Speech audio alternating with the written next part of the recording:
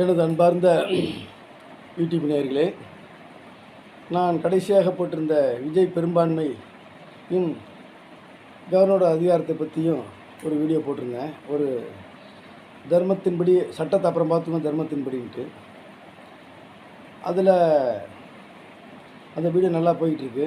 நிறைய பேர் அதுக்கு ஆதரவு கொடுக்குறாங்க, பாராட்டுகள் தெரிவிக்கிறாங்க. அதுக்கப்புறம் ஒன்று சொல்லியிருந்தேன், அதனுடைய சட்ட சரத்துக்களை பற்றி நான் பின்னாடி அது ரெஃப்ரெஷ் பண்ணிவிட்டு பேசுகிறேன்ட்டு. அதில் ரெஃப்ரெஷ் பண்ணிட்டு பேசுகிற அளவுக்கு பெருசாக ஒன்றும் இல்லை. நான் உள்ளே போய் இப்போ எல்லாம் கம்ப்ளீட்டாக பார்த்துட்டேன். இந்திய அரசியல் கான்ஸ்டியூஷன் லாவிலேருந்து எல்லாத்தையும் பார்த்துட்டேன். சரி, இப்போ எதுக்காக இந்த வீடியோ போடுறேன்னா, இந்த வீடியோவை ஒரே வீடியோ போடலாமான்னு பார்த்தா கொஞ்சம் லென்த்தியாக போய்டும், நீங்கள் பார்க்க மாட்டீங்க. அதில் ரெண்டாக பிரித்து கொள்கிறேன், ரெண்டு தலைப்பாக. ஒன்று, இந்த உதிரி கட்சிகள் விஜய்க்கு பெரும்பான்மை கிடைப்பதற்காக ஆதரவு கேட்குறாரு. அதில் இந்த உதிரி கட்சிகள் செய்த பித்தலாட்டங்கள், கண்ணாமூச்சி விளையாட்டுகள், அதை பற்றி ஒரு வீடியோ. அதில் உள்ள என்னென்ன, அதாவது ஓட்டு போட்ட மக்களை பற்றி என்ன தான் நினச்சிக்கிட்டு இருக்காங்க அப்படிங்கிற மாதிரி ஒரு அந்த கடந்த ஒரு நாலாந்தேதிக்கு அப்புறம் ரொம்ப இது ஜனநாயகம் தானா, ஜனநாயகம் இப்போ ஓட்டு போட்டு எடுக்கிறது ஒரு ஜனநாயக முறைப்படி சரியாங்கிற அளவுக்கு எனக்கு ஒரு மனம் வேதனை அடைஞ்சுது. அதை பற்றி ஒரு வீடியோவை, ஒரு சின்ன வீடியோவை போட்டுடுறேன். அதுக்கப்புறம் ரெண்டாவது வீடியோ இப்போ பதவியேற்பெல்லாம் பார்த்துட்டேன். அதை ரெண்டாவது வீடியோவாக ரெண்டையும் ஒன்றாகவே ரெண்டாக பிரித்து, ரெண்டு வீடியோ பிரித்து இன்று அல்லது நாளை காலைக்குள்ளே அதை பதிவேற்றம் செய்து விடுவேன். அது ரெண்டையும் பாருங்கள். ரெண்டாவது வீடியோ வந்து விஜய் சிஎம் நாற்காலியில் நீடிப்பாரா, அவரை எதிர்நோக்கி இருக்கிற சவால்கள், இதை பற்றி எல்லாருக்கும் தெரியும். இருந்தாலும் என்னுடைய பாயிண்ட் ஆஃப் வியூவில் ஒரு சில விஷயங்களை பேசுகிறேன். கொஞ்சம் வித்தியாசமாக இருக்கும், ரெண்டு வீடியோவுமே கொஞ்சம் வித்தியாசமாக இருக்கும், யாரும் சிந்தித்து பார்க்காத அளவுக்கு வித்தியாசமாக இருக்கும்.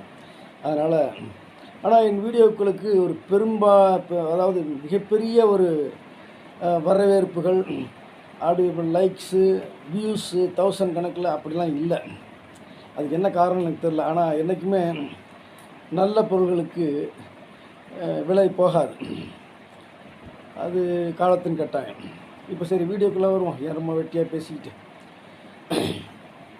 இப்போது இந்த சட்ட சரத்தை சொன்னேன் இல்லையா, என்ன விளக்கம், சட்டப்படி என்ன சொல்லுது சட்டங்கிறதுல பல பேர் பல மாதிரி குழப்புறாங்க. வக்கீல் படித்த சில பேரை குழப்புறாங்க, மீடியாக்கள் பல விதத்தில் தப்பாக சொல்கிறாங்க. நான் படிச்சுட்டு உள்ளதை அப்படியே சொல்கிறேன். அதை ஒரு 5 நிமிஷம் சொல்லிவிட்டு அதுக்கப்புறம் இந்த ஆதரவுங்கிற பித்தலாட்டங்களையும் கண்ணாமூச்சி விளையாட்டுகளை பற்றியும், அதில் நடந்ததை பற்றியும், நான் ஜனநாயக படுகொலை பற்றியும் சொல்கிறேன். ஃபஸ்ட்டு நான் போட்டிருந்தேன், கவர்னருக்கு ஏற்கனவே பார்த்த வீடியோ பார்க்கலன்னா பார்த்துட்டு வாங்க. அப்புறம் சப்ஸ்கிரைப் பண்ணாமல் பார்க்காதீங்க, தயவுசெய்து சப்ஸ்கிரைப் பண்ணிவிட்டு பாருங்கள். கொஞ்சம் இந்த ஷேர் பட்டன் இருக்கும், அதை அனுப்புங்க, ஆதரவு கொடுங்க. சப்ஸ்கிரைப் பண்ணுங்கள், சப்ஸ்கிரைப் பண்ணவே மாட்டேங்கிறீங்க. தயவுசெய்து சப்ஸ்கிரைப் பண்ணிவிட்டு பாருங்கள். இதுவரை சப்ஸ்கிரைப் பண்ணலைன்னா சப்ஸ்கிரைப் பண்ணிட்டு பாருங்கள், அது ஒரு நாகரிகம். இந்திய அரசியல் சட்டத்தில் இந்த கவர்னருடைய அதிகாரம்னு பார்க்கும்போது ஆர்டிகல் 163, 164. இப்போ 164 பேர் தான் he has been appointed as CM of the Tamil Nadu by governor. 164லையும் சரி, 163லையும் சரி, ரெண்டுலேயுமே எலெக்ஷனில் ஜெயிச்ச பார்ட்டிகளில் யாரை முதல்ல கூப்பிட்டு, இந்த மாதிரி ஒரு தொங்கு சட்டசபை மாதிரி இருந்ததுன்னா யாரை முதல்ல கூப்பிடணும் அப்படிங்கிற ஒரு விதிமுறைகள் அரசியல் அமைப்பு சட்டத்தில் எந்த இடத்துலையும் இல்லை. அதை நான் அடித்து சொல்லுவேன். நீண்டகால சம்பிரதாயங்கள், பழக்க வழக்கங்கள் இப்படி அடிப்படையில் இருக்க. அப்புறம் ரீசெண்டாக அந்த கேஸுகள், பொம்மை வர்சஸ் கர்நாடகாவில் நடந்த பொம்மை கேஸு, அவர் பீரியட் நடந்தது, மகாராஷ்டிரா நடந்தது, இதில் சுப்ரீம் கோர்ட் என்ன சொல்லியிருக்கு அப்படிங்கிறத பற்றியும் அதை வச்சுக்கிட்டு அதுக்கப்புறம் 1988 சர்க்காரியா கமிஷன் சில விதிமுறைகளை ஏற்படுத்துகிறாங்க. அதன்படி உள்ளது தான் அதில் இருக்குது. வேறு மற்றபடி எந்த ஒரு சட்டச்சரத்துக்களும் இல்லை என்பதை தெளிவாக புரிந்து கொள்ளணும். 164 கவர்னருக்கு டிஸ்கிரிஷன் இருக்குன்னா அது எந்த சுச்சுவேஷன்லங்கிறதெல்லாம் இல்லை. அதில் அவ்வளோ விளக்கமாகவே இல்லை, அதில் தெளிவாக இல்லை. அங்கே it is a constitutional silence, அதை தான் நம்ம சொல்லலாம். அங்கே அமைதியாக இருக்கிறது. ஏன்னா இந்த மாதிரிலாம் பிரச்சனை வரும்னு அம்பேத்கர் எதிர்பார்த்துருக்க மாட்டார். ரைட்டு. அதனால் அதுக்குள்ளே அதிகம் போக வேண்டாம், அதான் முடிஞ்சு போச்சு. ஆனால் நான் ஒன்றேன்னு சொன்னேன், தர்மத்தின் அடிப்படையில் சிச்சுவேஷனல் டிஸ்கிரிஷன் அப்படின்றது 164 ஒரு இதில் அதுக்கு விளக்கம் 164 ஆர்டிக்கலுக்கு பின்னாடி பார்த்திங்கன்னா அது சம்மந்தமான பழைய கேஸுகளுடைய சரத்துக்கெல்லாம் சொல்லுவாங்க. அதில் ஒரு வேர்டு வருது, சிச்சுவேஷனல் டிஸ்கிரிஷன் அவருக்கு இருக்குது.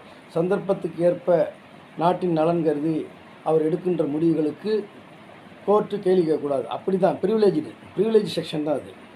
Shaving provision of his rights from the courts interference, அப்படி தான் இந்த சட்டம் சொல்லுது. எனவே அதன்படி இப்போ சிச்சுவேஷனல் டிஸ்கிரிஷன், சந்தர்ப்பத்துக்கு ஏற்ற போது எது நன்மை அப்படிங்கும்போது அதில் வருது.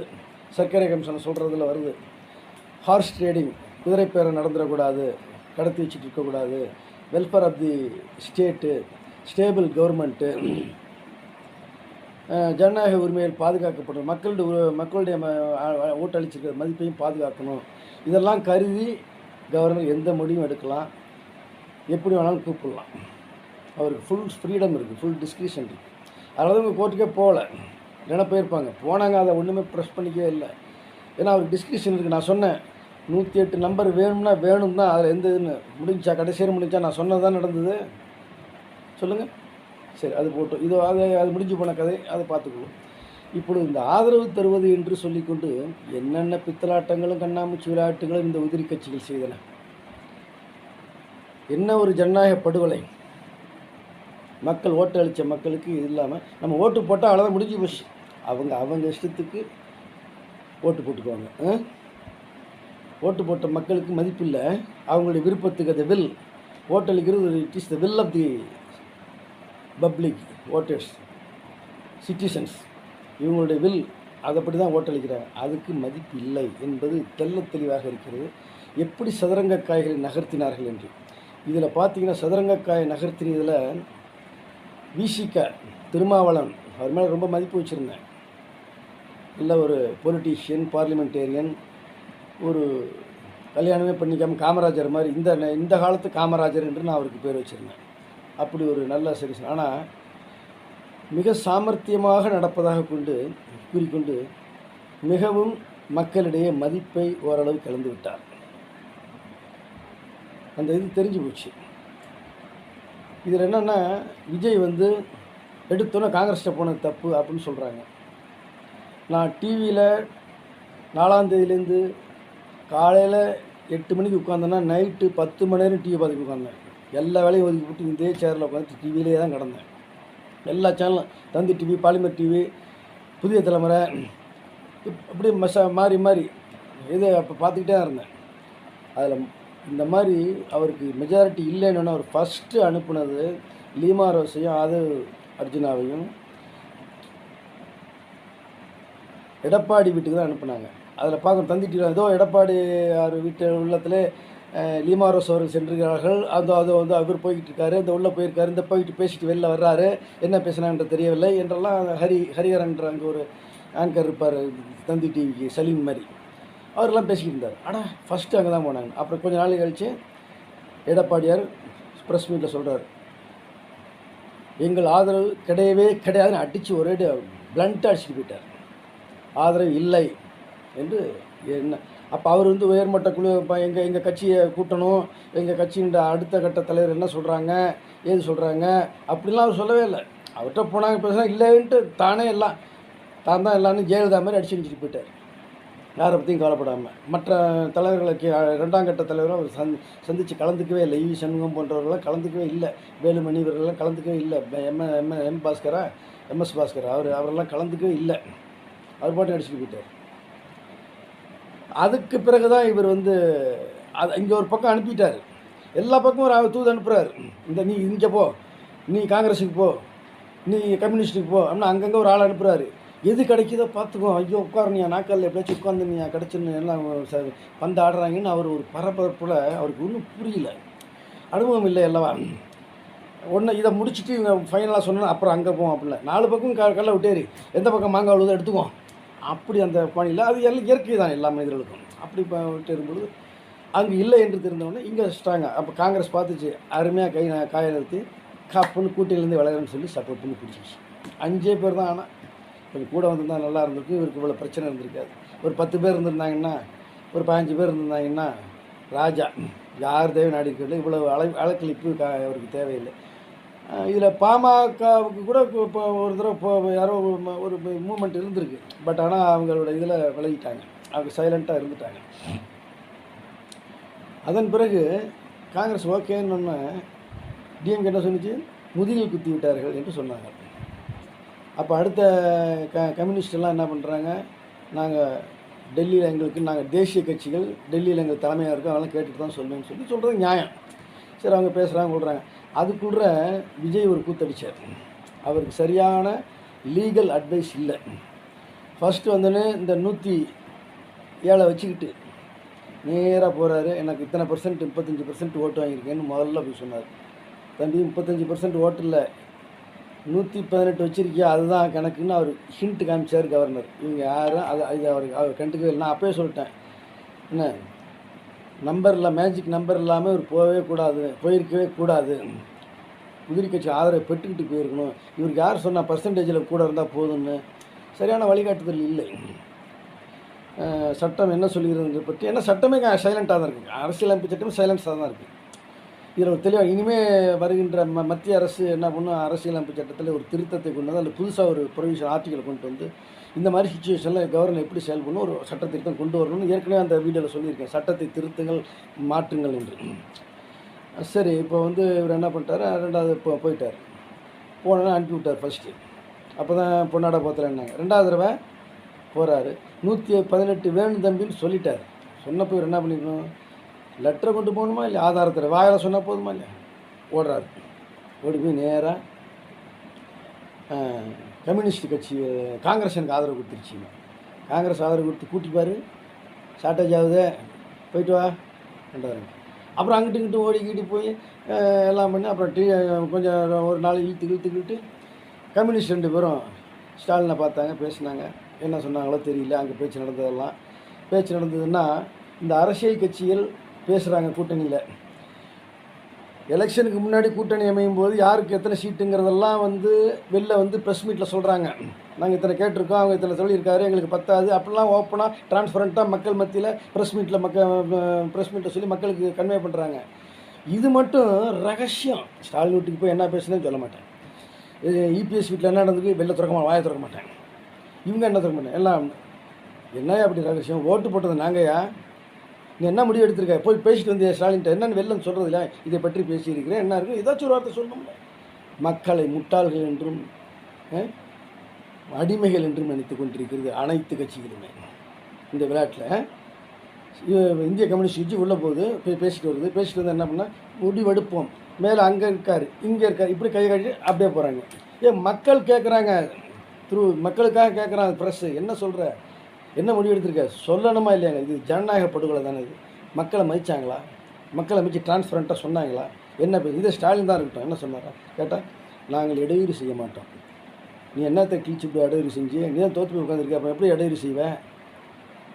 ஆனால் இப்பொழுது இடையூறு செய்யும் நிலை இருக்கிறார்கள் என்பதை பற்றி தான் அடுத்த வீடியோவில் போகிறேன். இப்போ என்ன செய்கிறாங்க, இந்திய கம்யூனிஸ்ட் கட்சி நாங்கள் ஆதரவு தருகிறோம், நாங்கள் சுதந்திரமானவர்கள் என்று சுதந்திரத்தை இவர்களை பிரகடனப்படுத்திக் கொள்கிறார்கள். அப்போ என்ன, ஏற்கனவே அடிமையாக இருக்கிறேன்னு மக்கள் மத்தியில் ஒரு ஸ்டாலின் கூட்டணியில் அடிமையாக இருக்கேன்னு ஒரு நிலைப்பாடு இருக்குது அப்படின்னு நாங்கள் சுதந்திரமானவர்கள், சுதந்திரமாக முடிவெடுத்திருக்கோம். சுதந்திரமாக முடிவு அதாவது பத்தினி எவ்வளோச்சும், நான் பத்தினி ஊருக்கு சொல்லிட்டு தெரியாளா சொல்லுங்கள். நாங்கள் சுதந்திரமாக முடிவெடுத்துருக்கோம், எங்களுக்கு சுதந்திரம் இருக்குது. உனக்கு யார் இல்லைன்னு சொன்னால் ஏன் அதை சொல்லிக்கிட்டு இருக்கேன்? அப்போ உனக்கு சுதந்திரம் இல்லாமல் அவன்கிட்ட கட்டுப்பட்டு இருக்கேங்கிறதா உண்மை. அது இல்லைன்னு பறைசாட்டுறேன். சரி, அடுத்த 2 கொடுத்தாங்க.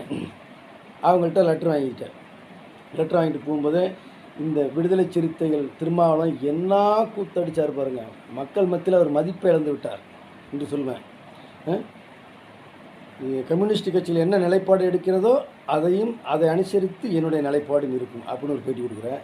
அப்புறம் என்ன பண்ணுற, உயர்மட்ட குழு நாளை கூடுங்கிற, அப்புறம் மத்தியானம் கூடுங்கிற, அப்புறம் நாளை கூடுங்கிற, சாயந்தரம் கூடுங்கிற, 9 காலைல 10 மணிக்கு ஆரம்பிச்சு, அப்புறம் 11 மணிக்கு, அப்புறம் 12 மணிக்கு, அப்புறம் 3 மணிக்கு, அப்புறம் 4 மணிக்கு. என்ன கூத்து? அதாவது நான் கடைசியாக தான் என் முடிவை வச்சுக்குவேன். எதற்காக? அதுக்கு தான் இந்த வீடியோ. எதற்காக நீ கடைசியில் அந்த முடிவை வச்சுட்டு இருந்த? முடிவை எடுத்ததுக்கப்புறம் ஏன்னா டைப் பிடிச்சி வச்சுருக்காங்க. அந்த டைப் என்ன ஃபார்மு? Communist form. கம்யூனிஸ்ட் அடித்த ஃபார்மை இவங்களும் அதை அப்படியே வாங்கி அடித்து வச்சுக்கிட்டாங்க. அப்போ கம்யூனிஸ்ட்டுக்கும் தெரியும் இவன் ஆதரவு கொடுக்க போகிறான்ட்டு. கட்சியில் உள்ள அது விசிக்காவில் உள்ள 2ஆம் மட்ட தலைவர்களுக்கும் உயர்மட்ட குழுக்கும் இந்த என்ன மட்டத்தெல்லாம் சொல்கிறாங்களே எல்லாருக்கும் பெயர் தெரியும் முடிவு எடுத்தாச்சுன்னு. அது முடிவு சொல்லக்கூடாது, கடைசியரை வச்சுருக்கணும். சரி, முடிவை நான் சொல்லக்கூடாது, தலைவர் சொல்லணும். தலைவர் வந்து சொல்லிட்டு போட்டு தானே உண்டு இல்லைன்னு. ஏன்னா அது முடிவு சொல்லாமல் கையில் வை. கெட்டிக்காரத்தனமாக அது. எது கெட்டிக்காரத்தனம்? மக்களை ஏமாற்றுவதா? மக்களை எப்படிலாம் இது பண்ணுறதா ஒருத்தனை? எது கெட்டிக்காரத்தனம்? எதுக்காக வச்சுருந்தார் இந்த கடைசி வரையும் 4 மணி வரையும் இந்த முடிவை சொல்லாமல்? 4:30 சொல்கிறேன். அந்த ஆள் கேரளா போகிறேங்கிறான் கவர்னரு. 7:10 ஃப்ளைட்டுங்கிறாங்க. நெருக்கிட்டு ஓடிக்கிட்டு இருக்கு. என்ன ஆச்சு? கம்யூனிஸ்ட்டு சொன்னாங்களா? கம்யூனிஸ்ட்டு நிலைப்பாட்டை அறிவிச்சிட்டு போயிட்டான். இவர் என்ன பண்ணி எடுத்துகிட்டு போய் கம்யூனிஸ்டோட போய் நிற்கிறாரு. முஸ்லீம் லீக் விடுறாரு ஆளை. அவங்க பார்த்துட்டு ஆதரவு, அவங்க ஸ்டாலின் சொன்னது தான் வாக்குன்ட்டாங்க. சரி, அப்புறம் என்னென்னா முஸ்லீம் லீக்குக்கும் ஆதரவு அப்படின்னு நியூஸ் வருது. முஸ்லீம் லீக் ஆதரவுன்னு வந்தோன்னா எடுத்துகிட்டு வர முஸ்லீம் லீக்கு ஆதரவு கொடுத்துறாங்க. 108 வந்துருச்சு பாருங்கள்.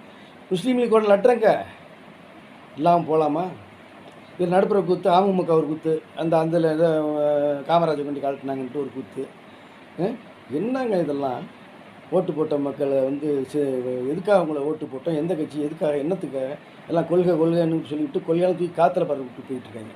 சரி, நாங்கள் இவர் வந்து அப்போயாச்சும் போயிருக்கணும் 108ஓட முஸ்லீம் லீக். நாங்கள் ஆதரவு தரோம், நீங்கள் போங்கன்னு சொல்லிட்டு லெட்டரை கொடுக்காமல் பிடிச்சி வச்சுக்கிட்டாங்க. அப்புறம் இவர் போய் கொடுத்தோன்னே இல்லை லெட்டரை காணுமே, முஸ்லீம் லீக் லெட்டரை காணுமே, என்னென்ன ஆதரவு இல்லை. மறுநாள் அப்படியே பல்ட்டி. ஐயோ என்னடா பண்ணுறது அப்படின்னு இதெல்லாம் பார்த்துக்கிட்டு இருக்கும்போது இங்கே ஏடிஎம்கே பக்கம் இவர் குஞ்சுகளா கருடை வந்து உங்களை தூக்கிட்டு போடும், எம்எல்ஏ குஞ்சுகளா உங்களை கருடை வந்து தூக்கிட்டு போடும், ஹார்ஸ் ரைடிங் நடக்குது, ஓடுங்க. புதுச்சேரி இல்லை புதர் இருக்குது, அந்த புதரில் போய் ஒழிஞ்சிங்க, நான் கருடம் பண்ணணும்னு சொல்கிறேன்னு இது கொண்டு ஒளி வச்சிருச்சு. அது ஒளி வச்சு இபிஎஸ்ஸா இல்லை இபிஎஸ் என்னவானா அது ஒரு பெரிய குழப்பம். எந்த தாய்கோழி கொண்டு வச்சுன்னு தெரில. அப்புறம் கருடம் விளையிடுச்சு, வாங்க எல்லாம் வாங்க, கிடச்சிரும் போல் இருக்குது, அவங்க பக்கமே கிடச்சிரும் போல், வாங்க அப்புறம் மெட்ராஸுக்கு அழைச்சிக்கிறாங்க. அங்கே அழைக்கும்போது இவி சண்முகம் தனியாக ஒரு இதை ஆரம்பிச்சிட்டார், நிலைப்பாட்டை எடுத்துட்டார். அவங்களெல்லாம் ஒன்றும் சரியான பிடி கொடுக்க மாட்டேங்கிறாங்க, அதனால் நம்ம ஆதரிச்சுட்டு உள்ளே போயிடுவோம், ஆட்சியில் பங்கு வாங்கிட்டு போயிடுவோம். எடப்பாடி, நீ முதல்வர் இருந்து அனுபவித்து பார்த்துட்ட, இன்னும் அடுத்த 5 வருஷத்துக்கு இல்லை உனக்கும் வயசாகி போச்சு, எங்களுக்கும் வயசாகி போச்சு, இனி யார் எப்போ எங்கெங்கன்னு 5 வருஷத்துக்கு இருக்கிற 5 வருஷத்தை பயன்படுத்திக்கிட்டு ஆட்சியில் பங்கு வாங்கிட்டு போயிடலாம் ஏன்னு சொல்லி இவி சண்முகத்துலேருந்து லீமா ரோஸ், யார் ஆதவ அர்ஜுனாவுடைய மாமியார், அவங்க வேலுமணி, இது போன்ற 2ஆம் கட்ட பிரிவு தலைவர்கள்லாம் ஒன்றா சேர்ந்து இபிஎஸ் வீட்டில் பேசுகிறாங்க காலையில். அங்கே கடும் வாக்குவாதம் நடக்குது. அதுக்கப்புறம் எந்த முடியும் எட்டப்படல. வந்தாங்க, இவர் கிளம்பணும், 7:10 ஃப்ளைட்டுங்கிறாங்க. இந்த ஆள் விசிகா தலைவர் எங்கன்னா ஆளே காணோம்ன்றாங்க. எங்கே இருக்காருன்னு அம்பேத்கர் திடல்லையும் இல்லை, அவர் கட்சியில் உள்ள அசோக் நகர்லையும் இல்லை, எங்களுக்கே தெரியாதுன்ட்டாங்க. இப்போ இவரை தேடல, எங்கே இவரை கடத்தி விட்டாங்களா இல்லை பிஜேபி இந்த ஆளை கொண்டு கடத்தி பிடிச்சா என்ன இதுன்னு இவர் கம்பெனி கொடுக்கணுமா? ஆளை எங்கே இருக்கான்னு தெரியல. 4 வரையும் அங்கெல்லாம் ஆஃபீஸில் எல்லாம் மைக்கெல்லாம் செட் பண்ணி வச்சுட்டு உட்காந்துங்க. 4 மணி வரையும் கையில் வச்சுக்கிட்டே இருக்கார், ரெடியாக இருக்குது, ஆதரவுன்னு எழுதி ரெடியாக வச்சுருக்காரு. வச்சுக்கிட்டு ஆலந்தூரில் போய் உட்காந்துக்கிட்டு ஆழம் பார்க்குறாங்க. ஆலந்தூரில் உட்காந்து ஆழம் பார்க்குறாங்க, என்ன யார் வர்றாங்க, என்ன இவி சண்முகத்துக்கு வீட்டில் நடக்குது கூட்டம். அந்த கூட்டத்தில் எல்லாம் எம்எல்ஏவாக போகிறாங்க, ஏடிஎம்கே எம்எல்ஏ சொன்னால் 31 எம்எல்ஏ அவர்கள் பக்கம் போகிறாங்கன்னு. இங்கேருந்து கேட்குறாரு தந்தி டிவிலேருந்து எத்தனை பேர்கள் என்ன முடியாது, ஆனால் 37 பேர்கள் இருக்கிறார் சொல்கிறார்கள். இந்த இவர் போகிறார், இந்த லீமாரஸ் அவர்கள் போகிறார், இந்த இவர் போகிறார், அது வந்து வேலுமணி உள்ளே போய் விட்டார் அப்படின்னு சொல்லிக்கிட்டே இருக்காங்க. அங்கே வீட்டுக்குள்ளே கூட்டு விட்றாங்க.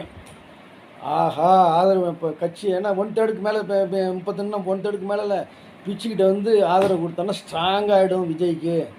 அப்போ நம்மளால தான் இந்த ஆட்சி நீடிக்கிறதுங்கிற அந்த சூத்திரக்கயிறு, ஆட்சியின் சூத்திரக்கயிறு நம்மளை விட்டு போய்விடும் என்று உனக்கு வந்தவுடன் டக்குடு வெளிப்படுத்துகிற இந்த எடுத்துகிட்டு போலற்ற உனக்கு ஆதரவுன்னு. என்ன கெட்டிக்காரத்தனமா இது? அப்போ இது ஒன்றை யார் இயக்குகிறார்கள்? ஸ்டாலினா? இப்போ அவர் உட்காந்துருக்காரு இந்த இடத்துல சிஎம்ல, ஸ்டாலின் அடிக்க கொடுக்குறாரு 6 மாதம் ஆளட்டும் பார்ப்போம் அப்படின்ட்டு. அப்போ சூத்திரக்கயிறு யார்கிட்ட இருக்குது? அது அடுத்த வீடியோவில் வர்றேன். ஆனால் அதை அதை சொல்கிறேன். இப்போ அதை எதிர்நோக்கி சார் அதான் ரெண்டையும் ஒன்றா போடுவோமான்னு பார்த்தேன். இது நீங்கள் விரும்ப மாட்டீங்கன்னு கட் பண்ணுறேன். இப்போது இதில் இது முத்தாய்ப்பாக முடிக்கிறேன். இன்னொரு சின்ன டிப்ஸ் மாதிரி அதை சொல்லி ஆகணும்னு, ஏன்னா அது எனக்கு பர்சனலாக தெரிஞ்ச விஷயங்கிறதுனால. எங்கள் ஊரில் விஜய் சரவணன் ஒருத்தர் விஜய் ரசிகர் மன்ற தலைவராக இருந்தார். அவரை எம்எல்ஏவாக ஜெயிச்சிட்டார். யாரை? மிகப்பெரிய ஜாம்பவான் சன் ராமநாதன், கலைஞர் குடும்பத்துக்கு வேண்டப்பட்டவர். அவர் ஜெயிச்சு எம்எல்ஏ இருந்தார். அப்புறம் மேயராக இருந்தார். அவர் நிற்கிறார் எதிர்த்து டிஎம்கே கோட்டை தஞ்சாவூர். நல்ல பிரச்சாரம், எல்லாம் நடந்துச்சு. ஆனால் என்னாச்சு? அப்பேற்பட்ட ஆள் இந்த ஒன்றுமே எங்கே இருக்கான்னு தெரியாத ஆள் ஜெயிச்சுட்டு போயிட்டார். இவர் யார் என்று விஜய் சரவணன் யார் என்றால் கரந்தட்டாங்குடியை சேர்ந்தவர். நானும் கரந்தட்டாங்குடியை சேர்ந்தவன். எனது பூர்வீக வீடு இருக்குது. அந்த வீட்டுக்கு நேர் பின்பக்கம் மிளகுமாரி தெரு என்று ஒரு தெரு இருக்குது. என்னுடைய வீடு கல்லுக்கார தெரு. என் தம்பி அங்கே தான் இருக்கிறாப்புல. நான் தனியாக வந்துட்டேன். அந்த வீட்டுக்கு எங்கள் வீட்டுக்கு கொல்லைப்புறம் போகிற ஒரு தெரு, பேரலல் தெரு, அதிலே அவர் குடியிருந்து வந்தவர். சாதாரண ஒரு ஓட்டு வீட்டுத்தான் இருந்து வந்தவர். விஜய் ரசிகர் மன்ற தலைவர். இவர் என் தம்பிக்கு நல்லா தெரியும். என் அக்கா மகன் அவருக்கும் நல்லா தெரியும். அவர்கள் நல்லா ஒரு அறிமுக பேச்சுவார்த்தை, ஒரே ஏரியாவில் இருக்கிறவங்கிறதுனால பேச்சுவார்த்தையில் இருந்தவங்க தெரியும். என் தாயாரின் மறைவுக்கு கூட எனக்காக இல்லை, என்ன தெரியாதவருக்கு, என் தம்பிக்காகவோ அல்லது என் அக்கா பையனுக்காக ஒரு முறைக்கு கட்டசிக்கு என் தாயார் மரணத்திற்கு வந்துட்டு போனார்னு சொல்கிறாங்க. நான் கவனிக்கலை. அவரை சொல்கிறாங்க நக்கீரன். இந்த ஷார்ட்ஸ் ஃபார் ரீல்ஸ்லாம் போடுறாங்களா, அதில் வருது நக்கீரன் தான். அதை நக்கீரனுடைய லேபிளோடு வருது. மந்திரி ஆகிவிடும் என்ற குஷியில் சந்தோஷத்தில் குத்தாட்டம் போடும் தாவேக்கா எம்எல்ஏ பாருங்கள். ஆனால் அது வைரலானுச்சு எங்குமே. அந்த விஜய் சரவணனை போட்டு அவர் தண்ணி போட்டு இது பண்ணுறாங்க. அதை பார்த்தீங்கன்னா உடனே நக்கீரன். யார் நக்கீரன்னா? நெற்றிக்கண் திருப்பும் குற்றமே சொல்லக்கூடிய, உண்மையே பேசக்கூடிய மிகப்பெரிய கட்சி அந்த மீசக்காரர் கட்சி. அந்த வீரப்பங்க இதில் போய் ஒரு இது சொல்லிக்கிட்டு இருந்தார். வீரப்பன் பாப்பிரெட்டிப்பட்டில் என்கவுண்டர் பண்ணலை, அவரை மயக்க மருந்து கொடுத்து பிடிச்சி சித்திரவதை தான் கொண்டாங்கிறதா அவங்களுடைய நிலைப்பாடு. நான் கூட அதை நம்பினேன், நக்கீரன் சொன்னால் சரியாக இருக்குன்னு. இப்போ எனக்கு அதில் சந்தேகம் வருது. நக்கீரனும் போய் பேசுகிறார்கள், என்ன பொறுப்பு இல்லாமல் நடந்துக்கிறான்ட்டு. என்ன பண்ணுறாங்கன்னா, அவர் ஆடுற வீடியோ நான் பார்த்தேன். தஞ்சாவூர் பக்கம் ஏதோ ஒரு வயலில் 2 காம்பவுண்டருக்கு பண்ணை வீடு மாதிரி, அந்த காம்பவுண்டருக்கு நிற்கிறாரு. ஒரு பாட்டில் மாதிரி கையில் இருக்குது. ஐயா 4ஆம் தேதி அந்த ஆள் ஜெயிக்கிறாரு சரவணன். 4ஆம் தேதி நைட்டு புறப்பட்டு எல்லோரும் பல மாமல்லபுரம் ரிசார்ட்டுக்கு வந்துடணும்னு உத்தரவு போட்டாச்சு. இவர் அங்கே இருக்கிறார். இன்னும் திரும்பி கூட வந்திருக்காரான்னு தெரியல. வந்திருக்க முடியாது, நாளைக்கு எம்எல்ஏ பதவி இருக்குது. அப்படி இருக்கும்போது இவர் எங்கேயா தஞ்சாவூரில் உள்ள ஒரு பண்ணை வீட்டில் தண்ணி அடிச்சுட்டு கூத்தடிக்க முடியும்? அது மந்திரி ஆகிவிடுவோம் என்ற சந்தோஷத்திலாம் இப்படி நக்கீரன் எழுதலாமா? அவருக்கு அப்போ ஏதோ ஒரு பழைய வீடியோ எடுத்துருக்கணும், அல்லது ஏஐ டெக்னாலஜியாக இருக்கும். ஏதோ பழைய வீடியோ எடுத்துருக்கலாம். அப்படிங்கும்போது பார்க்கும்பொழுது குடிப்பழக்கம் ஏற்கனவே பழைய காலத்தில் இருந்திருக்கலாம். யாருக்கு தான் இல்லை? ஒரு விஜய் ரசிகரன் மன்றத்தில் இருந்தால் ஏழமை வயதில் இருந்திருக்கலாம். அதில் ஒன்றும் தவறு ஒன்றும் இல்லை. யாருக்கு தான் இப்போ குடிப்பழக்கம் இல்லை? குடித்து ரோட்டில் கிடக்குறாங்களா? சொல்லுங்கள். இப்பொழுது நான் அங்கே விசாரித்தவர்களும் சொல்கிறேன், தம்பிகள் வட்டாரத்தில் அவர் அந்த பழக்கத்தை நிறுத்தி வெகு நாளாகிவிட்டது என்று நான் கேள்விப்படுகிறேன். நம்பத்தகுந்த வட்டாரத்தில் அப்படி இருக்கிறார். அவரை கேவலப்படுத்தும் விதமாக இதை எப்படி போடுறது? ஒரு பொறுப்பு உணர்ச்சி வேணாம். நெற்றிக்கண்ணு வச்சுக்கிட்டு சொல்லிக்கிட்டு சொல்கிறீங்க. நீ ஒரு பொறுப்பு உணர்ச்சி வேணாம். ஒன்று சொல்லியிருக்கேன், இப்போ நான் சொல்லியிருக்கேன். இப்போ விஜய் என்னது தாவேக்கா தேர்ந்தெடுக்கிற வேட்பாளரின் கடந்த கால பின்னணியை பாருங்கள்னு போட்டிருந்தாலும் அதில் ஒரு அர்த்தம் இருக்குங்களா? அப்படி கடந்த கால பின்னணி தண்ணி போட்டு என்ன தப்பு? எவையா போடல? இப்போ எந்த அரசியல் அது போடல? அது ஒரு பெரிய குற்றமா? சரி, அதை போட்டு அசிங்கப்படுத்தலாமா? அது இல்லாமல் பார்த்தா இப்பொழுது மந்திரி ஆகிடும் குஷியில் டெல்டா மாவட்டங்களில் இவர் ஜெயிச்சிருக்கிறார், அதனால் இவர் மந்திரி பேர் கொடுத்துருவாங்க அப்படின்ற ஒரு நினைப்பில் அவர் தண்ணி அடிச்சுட்டு ஆட்டம் போடுறாராம் அப்படின்னு சொல்லி அந்த வீடியோ போடு. அந்த வீடியோவுடைய பேக்ரவுண்டை அலசணும்னா என்னடா, வயல் இருக்குது, காம்பவுண்ட் இருக்குது, இந்த ஆள் மாமல்லபுரத்தில் உட்காந்துருக்கிறாரு உள்ளேயே. அந்த எல்லாருமே இதை எம்எல்ஏ உட்காந்துருக்கும்போது தண்ணி போட்டு ஆட்டம் போட முடியுமா? நாளைக்கு மினிஸ்டர் பதவி எதிர்பார்க்குறேன், இதை செய்வானா? இதெல்லாம் மக்கள் சிந்திக்க மாட்டாங்களா? ஏன்னா இப்படி நெற்றிக்கண்ணில் இப்படி ஒரு நக்கீரன் பத்திரிக்கை இப்படி ஒரு ரீல்ஸை போடுதுன்னு. அப்போ எது கிடைச்சாலும் போடுவேன், அதில் உண்மைத்தன்மை ஆராய மாட்டேன். அப்போ நீ சொல்கிறது வீரப்பங்க பிரச்சனை, நீ சொல்கிறது என்ன உண்மை? விஜயகுமார் சொன்னது தான், அதிரடி படத்தில் ஒரு விஜயகுமார் சொன்னது தான் உண்மைன்னு நினைக்கிறேன். அவன் இப்போ ரிட்டையர் ஆகி அவங்க உள்ள நிறைய பேர் சொல்கிறான், வீரப்பனை உயிருடன் பிடிப்பது என்பது நடக்காத காரியம் என்று எங்களுக்கு தெரியும். அதேபோல் காட்டுக்குள் வைத்து அவரை என்கவுண்டர் செய்வது நடக்காத காரியம் என்று எங்களுக்கு நன்றாக புரிந்து கொண்டது தான் எங்களுடைய ட்ரெண்டே மாற்றி அவரை எப்படியாச்சும் காட்டுக்குள்ளேருந்து வெளில கொண்டு வந்து தண்ணி முதல்ல தண்ணியிலேருந்து வெளில கொண்டு வந்து தான் அவரை என்கவுண்டர் பண்ணணும்னு சொல்லி பாடுபட்டு செய்தோம். அதை வந்து இப்படி பேசுகிறாங்கன்னு சொல்லி பேசுகிறாங்க. இப்போ அவங்க பேசுனது தானே உண்மையானது. நெற்றிக்கன் பொய் சொல்லுதுன்னு தெரியுதுல்ல. இப்போ சொல்லியிருக்கல விஜய் சரண் மேட்டரில் இது ஒரு மேட்ரு. எதுக்காக சொல்லுங்கன்னா, மக்களே ஒன்று பிரிண்டில் வந்துருச்சு இல்லை மீடியாவில் வந்துருச்சுன்னா நம்பாதீங்க. எல்லா பேரும் ப்ராடு, எல்லாம் பித்தலாட்டம் பண்ணுறாங்க. நீங்கள் சிந்தியுங்கள் இங்கே வைத்து என்று கூறிக்கொண்டு அடுத்த வீடியோவுக்கு செல்வோம். நன்றி, வணக்கம்.